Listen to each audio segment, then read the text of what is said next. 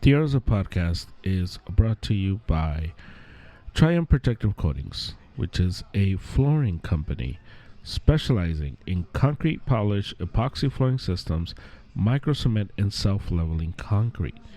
They speak Spanish and they offer awesome customer service. And you could reach them on Instagram, Triumph_coatings. Looking them up on Facebook, Triumph Protective Coatings. You can email them, triumphprotectivecoatings@gmail.com. You can call them or text them at 666-436-4702. And if you use promo code ARROWSUP, you get 15% off on your next flooring project. So reach out to them, and they will take care of all your flooring needs. There's a podcast today, solo pod from me as our guy Dave.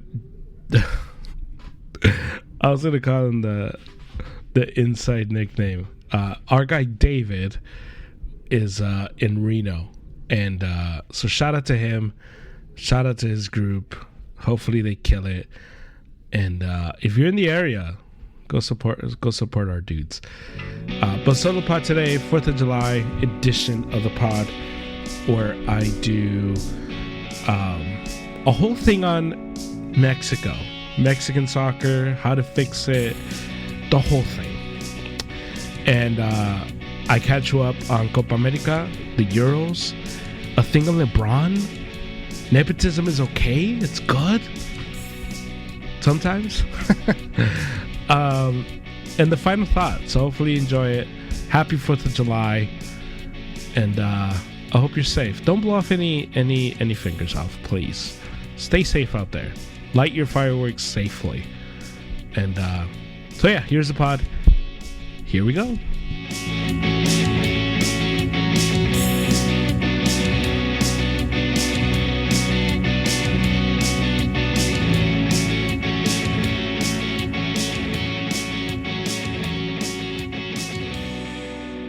There's a podcast here. I am doing a solo pod, 4th of July edition of the Euros podcast. Shout out to America, and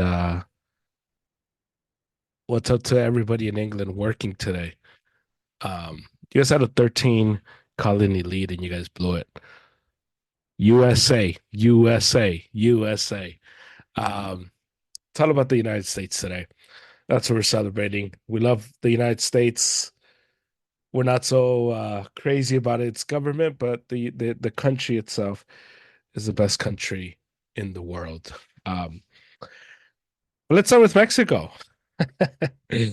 Let's. I want to start with Mexico because obviously they had a tough exit from the Copa America, and there was a lot of, like there always is when Mexico gets eliminated. Just a lot of talk, a lot of over the top stuff, boycott the Mexican national team, and this team isn't worth the money, and how can we fix it? And everybody had their ways that they would fix the Mexican national team. And I'm here to tell you it's the wrong fix. If your focus is how to fix the national team, then you're looking at the wrong problem. Because the only way to fix the Mexican national team is to fix the Mexican Federation. And the only way to fix the Mexican Federation that would fix the Mexican national team is to fix the Mexican Soccer League, Liga MX. It's the only way this is going to work. Because when you look around the world and you look to the best teams in the world, you get this sense of what really makes a successful team, a successful international team. Because you need one of two things. You need a very strong league, or if you don't have one of the most competitive leagues, like, well, I'll read you the top 10 and you'll see what I'm telling you. If you don't have one of the top 10 leagues in the world, then what you need, well, not top 10, if you don't have one of the top five, you're not in the top of the leagues in club football, then you need to have a league that is set up to make it easier or easy for your guys to go to the top leagues because that's where they go, they develop, they get better, and they come back and they represent your national team. And that's the problem. The problem with Mexico, it's not the national team. That's at the end of the problems. That is what you see, and that's like kind of like the those are the symptoms, but that's not the disease of Mexico. And whenever anybody says, "How do we fix the Mexican national team?" and they say, "You got to fire the coach and get rid of all the players, and you got to get rid of Televisa and blah blah blah blah and all that." Yes, that maybe Televisa for sure. I'm on board. Let's get rid of the business aspect of the federation, where the focus isn't the business, the focus is the sport, and I agree. But the way you fix that is not by you don't fix that by fixing the national team. You fix that. You fix the national team by fixing the league. And either you make the league a lot better or you make the league structured to allow your youngest and brightest stars to go to the best leagues. Because as of now, the Mexican league operates exclusively as a cash cow. It's why there's no descenso. It's why you get these short tournaments, and it's why the teams that win are the big teams, and the money keeps coming, and they keep and it's why Mexico and that translates and trickles down to the players. It's why you get someone like Rombo, who was when he was in his best moments with Cruz Azul, and he was super young, and he had the opportunity to go to Europe. He didn't go because he was offered more money to stay in Mexico, and that's a problem. And so it's why you'll get, and then it trickles down to the players because now the players are not thinking of it in terms of their development, in terms of their legacy, in terms of the game. They're thinking of it exclusively financial. So it's why you'll get a Chucky Lozano, a Javier Hernandez, uh, a Jonathan Dos Santos, Giovanni Dos Santos, Carlos Vela. You get all these guys that are good enough to stay in Europe when they came back, but they'll go to the United States. They make a lot of money, and that's how they make their living. And that is not how it should be. It should never be like that ever. So I'm gonna read you now. Before I read you the list, there is fixing the idea that fixing the national team is the problem, or thinking that the national team is the problem, is like entering your house and say you've had like beans, or you've left trash there. The trash has been sitting there, and you get in your house and everything's closed and the doors are closed, the windows are closed. You open the door and it just smells and it's stuffy. The national team is like if your solution to that is opening the windows, opening the door, and letting it air out. Because yeah, it's gonna help, and it's gonna feel like okay, the smell's kind of leaving, but after a while, you'll realize, dang, it still stinks in here. And it's not until you take out the trash, it's not until you get rid of the food that is making the house stink, that the house will actually start to smell. And opening the doors and opening the windows will actually provide some air and will actually make the room feel fresher. As opposed to if you just open the doors and don't take out the trash, all you're doing is combining the fresh air with the smelly air, and eventually the smelly air wins. And that's what's happening when we want to try to fix Mexico, and we immediately go to the national team. That's what we're doing. We're just opening the door when the trash can is right there. Now, Argentina is the number one team according to the FIFA rankings. The Argentina league is not the best league in the world. They play in South America, and it's not. It's a good league. It's a very competitive league. It's a top league in the world, but it's not the top league. But what that Argentina league has, that Argentina league allows for its players, its young players, to go to the better leagues, and it's why you get when you look at the Argentina national team and you read off the names, almost everyone on that list, with the exception of a few, are in Europe, playing one of the top leagues in the world because they make it easy for their young players to go and develop in Europe. And that's what you need because those players are raised not with the idea of a business, but with the idea of football and football being everything. The second team in the world is France. Now, the French league, if you follow European football, we call it the Farmers League. It's not a very competitive league, and it's one not a very good league, and it's in terms of when you consider the other top leagues in the world.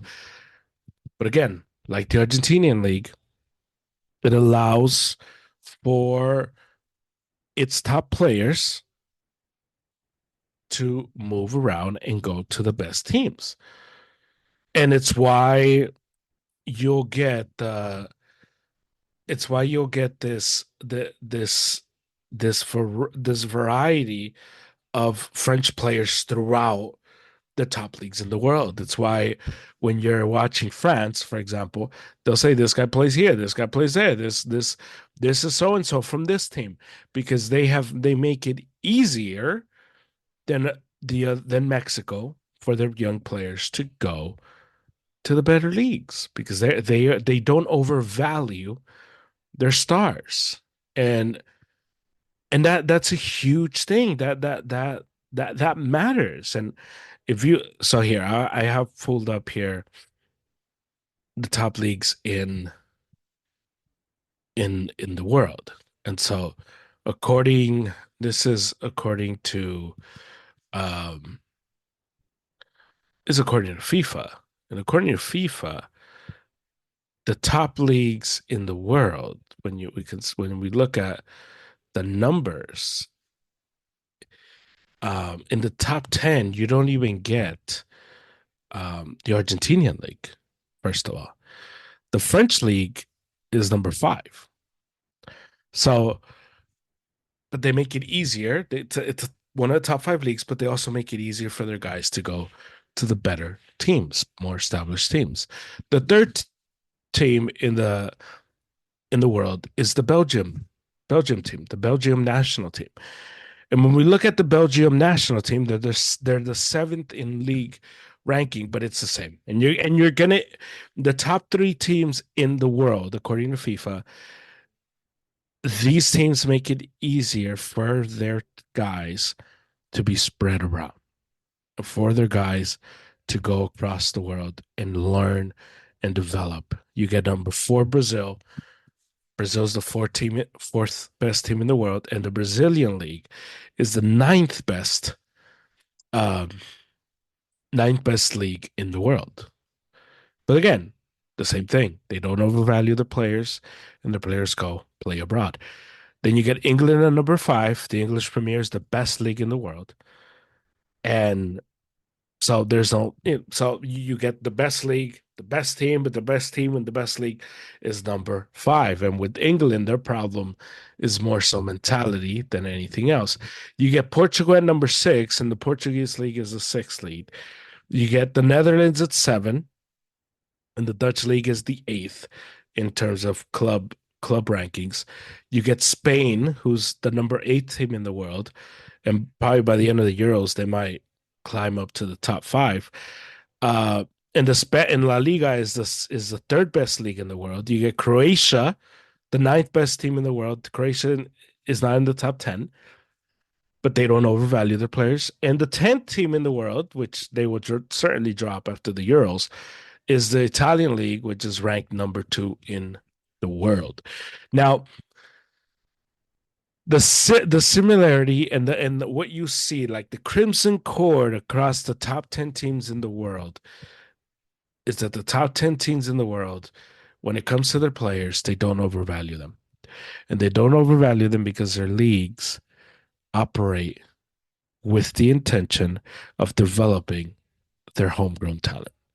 And the way you develop homegrown talent in football is by allowing them to go to the best teams, the best facilities in the world. And typically those are in Europe. And the way you allow and facilitate for your guys to get to Europe is by not overvaluing them yourself. The USA started to get better, and the USA national team started to improve when when the federation started to put money into the league, and things started to change, and you saw the MLS starting to send a lot of their players to Europe, making it super easy for those guys to go, and it's why you had all these USA players playing throughout the German league and the Dutch league, and you had them all over the place because they were facilitating their moves over there so that they can develop. Now, a lot of them didn't play, but they kept going. They kept trying. They didn't give up. They didn't quit, and they weren't offered more money to come back. And that right there is the key.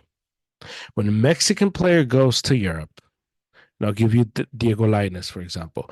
When a Mexican player goes to Europe, he goes to Europe, and everyone in Mexico is like, "Yeah, we got one. He's going, blah blah blah." And he goes, he realizes, "Oh man, I was really good in Mexico. I need to be even better here." And it takes time. It's a learning curve, and they struggle, and they got to get into it. They don't get much playing time, and they got to prove themselves. And what ends up happening is the Mexican league calls and says, "Hey, we'll give you more money to come back." And the player comes back, and it ends the player's career. And that's what's happening in Mexico. The way we fix the Mexican national team is by fixing the federation. And the way we fix the federation is by fixing the league. And the way we fix the league, we stop we stop overvaluing the players. We recognize who the youngest and brightest, and we make it easy and we facilitate their move to Europe. And when they're in Europe, we let them be. We let them develop. We support them and we're here for them, but we let them develop. We don't go rescuing them by offering them double, triple, quadruple what they're making in England or Europe, not England. And that way, as they develop, as they persevere, and as they get better, they come back and the national team gets better too. And then once it comes to national team, once you have that, once you have this crop of players that are all trained, that are all working under this very similar mindset, because if you're playing England, or if you play in England, in Europe, sorry, if you play in Europe, you're speaking the same language. You're in the same kind of same atmosphere in terms of the game. And so it's why you're able to plug and play guys throughout the top leagues in the world because it's top ranked football. So that's what would happen as you bring guys back and you're able to play, even though this guy plays in England, this guy plays in Spain, this guy plays in Portugal, whatever. All of a sudden, these guys, because they're around each other, they're speaking the same language, they're playing against each other, they're having this competition, they begin to mesh better on the field, and that's what we need. That's how we fix the Mexican national team by fixing the federation, by fixing the league, and the Mexican national team will by itself almost get fixed. Because once you have that established, you're able to sign a coach and you're able to give him full reign, full control. He picks, he has a development style. He's and he takes part of who gets put where. He's calling up the U17, U15, U20, U23 guys. And guess what? All those guys are getting played, all those guys are getting exposure.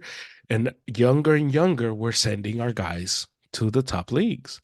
So by the time somebody gets to 21, they're already on the cusp of being super duper star. And now you have them in the top team and now you have a young team that's ready to row, much like Spain.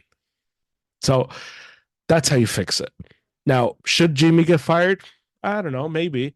But if you're saying should get fired because that's the problem, that's my issue. My issue is not whether Jimmy should get fired or not. Whatever. It was a disappointing Copa America. You only score one goal. That's not good enough. I get that. Now, on the other side, I don't know. I don't think Mexico was going to win the Copa America. So I don't know what the expectation is. The expectation is make it to the semifinals and then lose. But if Mexico would have won and say we would have played Argentina and Argentina beats us, would we have been okay with that? Is that would have been a justifiable result because we should lose to Argentina? Is that what we're saying? So that's where I don't understand. If we want to fire Jimmy, we want to fire him for what? Because we think what? We think a new guy's going to come in and fix this? Because the problem is not the national team. The national team is just the last stand, the last thing we see. Because a lot of the people that go and support the Mexican national team and buy the jerseys and go to the games and do all these, a lot of those people are not watching week in and week out the Liga MX. And because they don't watch that, they see, man, what the hell's wrong with Mexico? These guys suck, blah, blah, blah. Without realizing the problem is not there. The problem is beyond them. The Mexican national team is just a symptom of a bigger issue. Will that issue ever get fixed? I don't know, because from that you need somebody to step up and pretty much clean house.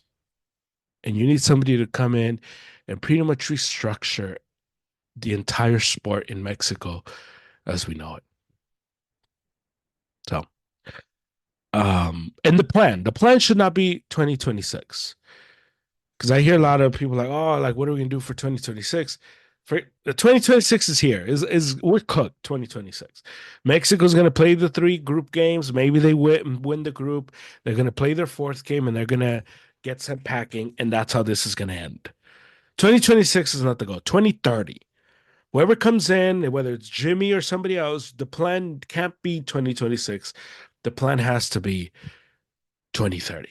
That's what we're aiming for. That's what we're going for. That's where we should be headed, not 2026. If we're thinking of 2026, we're screwed. So that's Mexico. That's where we're at. Let's do some Copa America. And in the Copa America, we are starting a the elimination rounds, and it's been a very good tournament. It's been interesting to have both the Copa America and the Euros head to head because you see the contrast in styles and in games. So today you get Argentina versus Ecuador in the quarterfinals. You get tomorrow Venezuela versus Canada. Saturday Colombia versus Panama, and Sunday the big game Uruguay versus Brazil. So in terms of the Copa America, Argentina is the best team on paper. They just have the best team.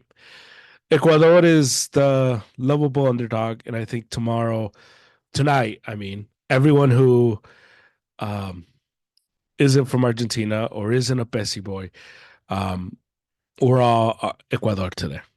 Argentina's probably a good one. Venezuela and Canada. Canada and Panama are the great hope for the CONCACAF. Uh, both two teams that are evenly matched. I think Canada is slightly better, but Venezuela has some fight, and that one should be an interesting game. I'm hoping Canada wins strictly for CONCACAF reasons. Um, then you get Colombia, and so Colombia is the hottest team. They haven't lost in like 26 games or something like that. They're the hottest team. In Panama, good story. I think they get eliminated by Colombia, who's playing really good football as of late. You get Uruguay, who's been the best team in this tournament. They've been a machine versus Brazil, who has the highest upside. I'm excited to watch that game because I think this could be a very, very special game. I'm going for Uruguay. I hope Uruguay wins. But that's where we're at with the Copa America. That's hopefully Bessie doesn't win it.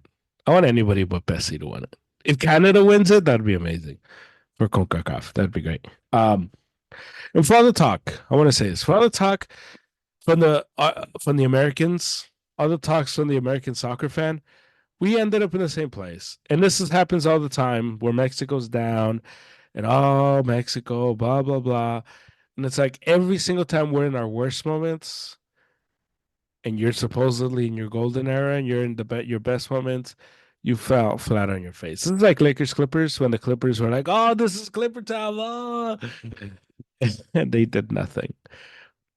Saw it with Lob City. We saw it with Kawhi and Paul George. Paul George is now a Sixer. So for all the talk, and I'm looking at you, Angelito, all the talk, we got eliminated in the same round. So there's levels to this. We're still the king. Anyway, Euros.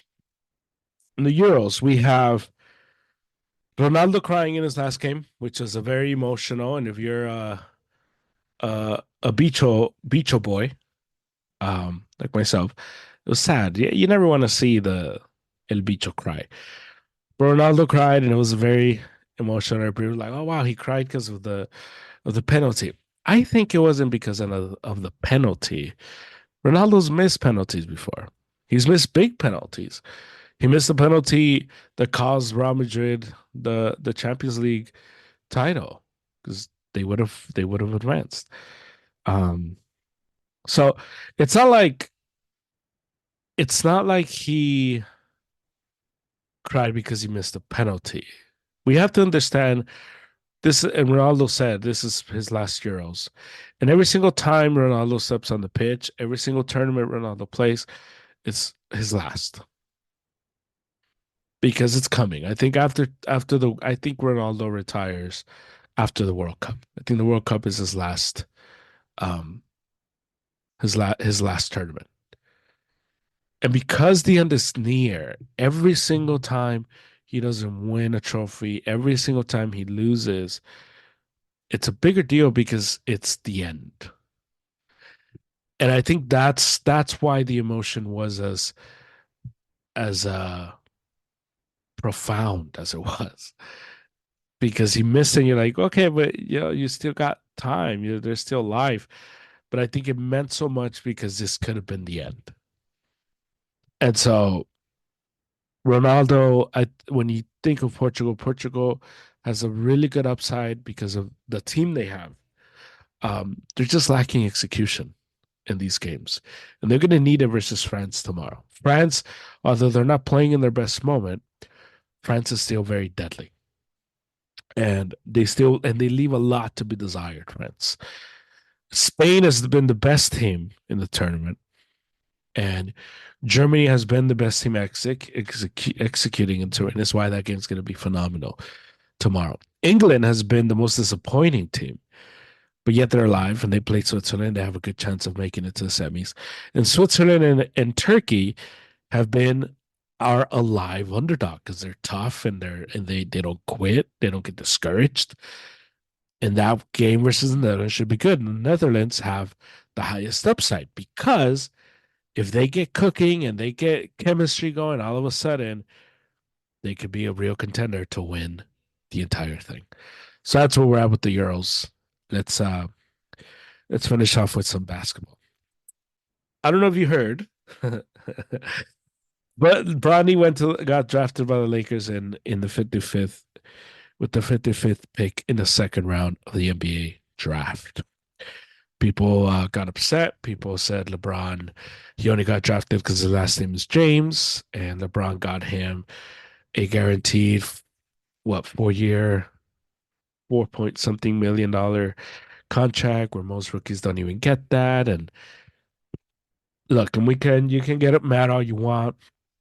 If I was LeBron James, if I had a son and I had the pool, if I had the leverage to get my son drafted and put my son or my daughter in a position where they can be successful, I would 100% do it. Because you can say it's nepotism, and it is. And you can say, this is privilege, and it is. But guess what? When you have privilege, you have to use it because it means nothing if you don't use it. And LeBron did with anybody. in his situation would do. You use your leverage to help your own. And so, from that standpoint, I have nothing to say bad about LeBron or Bronny, because what happened was what any of us would do if we had that position.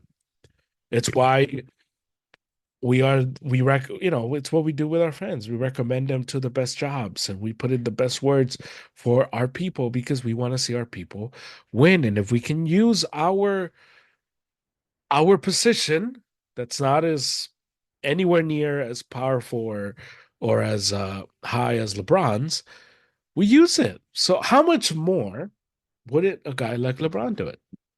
So I had no problem with it. And we have to stop acting like Bronny's gonna be a starter just because he's LeBron's son. That's not happening. And the other thing I saw was that people were saying that the Lakers have a problem because stars don't want to go and nobody wants to play with the Lakers anymore. The Lakers don't have a brand problem. The problem is not the brand. The problem is LeBron. And the problem is LeBron because the Lakers are facing the same problem the Lakers faced in 2013.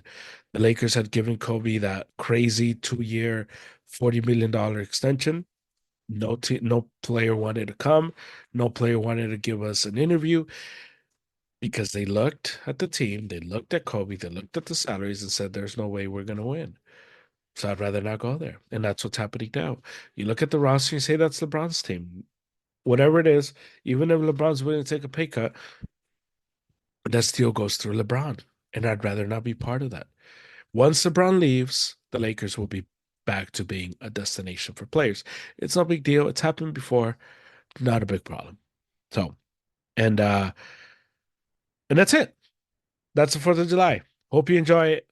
This is my final thought. The final thought is watching the Euros, watching the Copa America, watching how Portugal and Argentina treat Messi and Ronaldo, how they rally around them, how they want to win for him. It's how Mexico, its fighters, and its fans, and its media should treat Canelo. Canelo's the one star, the one athlete that it's putting Mexico on top. And we should revere and root and come alongside Canelo the same way Portugal and Argentina come alongside Messi and Ronaldo. That's my final thought. So I will talk to you again on Sunday with Harry. The Sox won today. Great performance on 4th of July. I hope you enjoy it. Hopefully you don't blow off any limbs. Remember, move out the way, Terry. If you get that reference, then you're a real one. And I will talk to you later on. So hopefully enjoy your 4th of July, and God bless America. The Euros podcast was brought to you by Triumph Protective Coatings. You can find Triumph Protective Coatings on Instagram, Triumph_Coatings. You can call them or text them 626-436-4702. They'll offer awesome customer service and they do amazing work. So reach out to them for your next project, and if you use promo code EROSUP, you get 15% off your next order. So reach out to them. They'll take care of you. Triumph Protective Coatings. That's the pod. Thank you to Angel. Thank you to Triumph. Thank you to you for listening.